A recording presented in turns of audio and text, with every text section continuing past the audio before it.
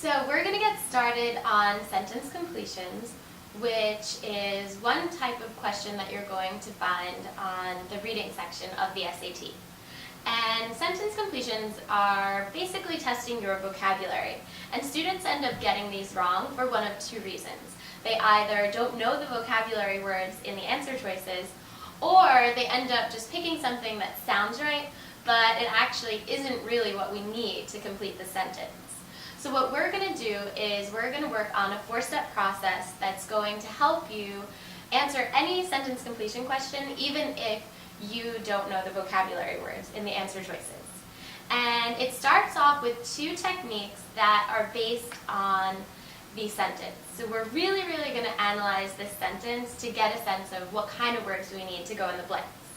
So the first two things we're going to be looking for in the sentence are triggers and hints. Now, a trigger is something that could be a word, it could be a phrase, or it could even be a punctuation mark that separates the sentence into two parts and kind of gives the sentence a direction. So we can have either similarity triggers or difference triggers.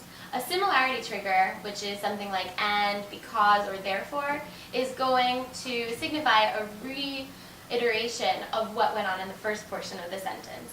Whereas a contrast trigger, like however or despite, that's going to signify a shift in the sentence and a contradiction.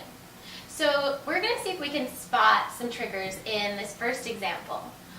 So if you take a look at that first example on the first page, it says, despite the fact that it can serve to blank the soundness of an argument, inconsistency undoubtedly functions as a blank rhetorical device in the demonstration of a point.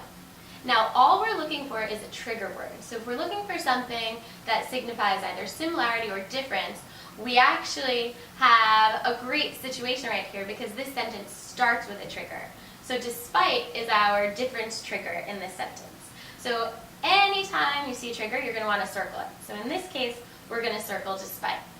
Now, before we get into what hints are, I want to just go through some of the most common triggers that you're going to find on the SAT and just make sure that you know whether or not they're similarity or difference, because some of them can be a little tricky. So if you look at that list, we're going to just go through them and talk a little bit about why each one is a similarity or a difference, if it seems confusing. So although is definitely a difference trigger, always signifies a contrast. So because is actually a similarity trigger, and it means that the first portion of the sentence is going to cause the second portion of the sentence.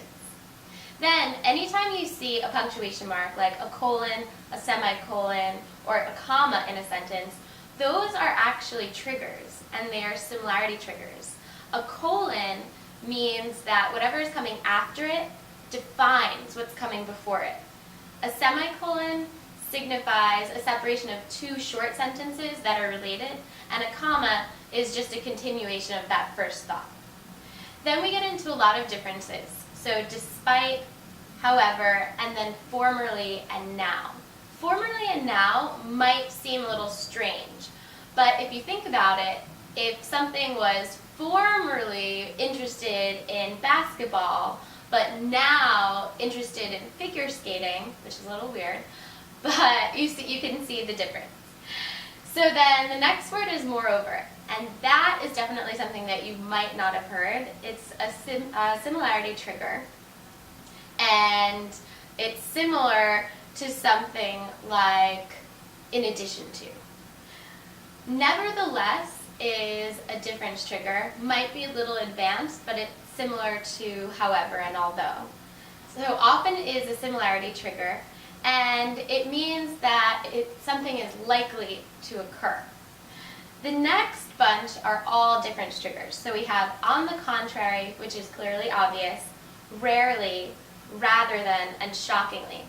All of those are pretty obvious contrast triggers. So if you see them, there's going to be a massive contrast in that sentence. The next one is so and then that. So you're probably thinking that that's a strange thing to be a trigger, but it's actually not. So if you have a sentence that says something like, I was so tired that I fell asleep in the middle of a conversation.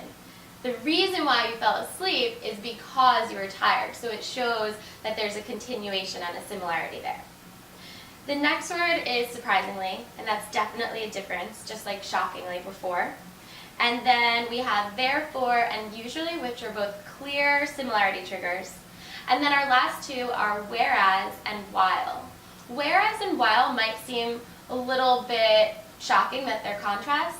Whereas is definitely a contrast trigger, and while, the way it's going to be used as a contrast trigger is in a sentence that would be something along the lines of, while I used to be interested in being a chef, I'm now interested in being a dancer. So there shows a drastic contrast there. So now moving on from triggers, the next thing that we're going to look for in a sentence are our hints. And hints are really easy. Those are just the words in the sentence that are going to clue you in as to what type of word you need in the blank. So going back to that first sentence, if we read it again, it says, despite the fact that it can serve to blank the soundness of an argument, inconsistency undoubtedly functions as a blank rhetorical device in the demonstration of a point.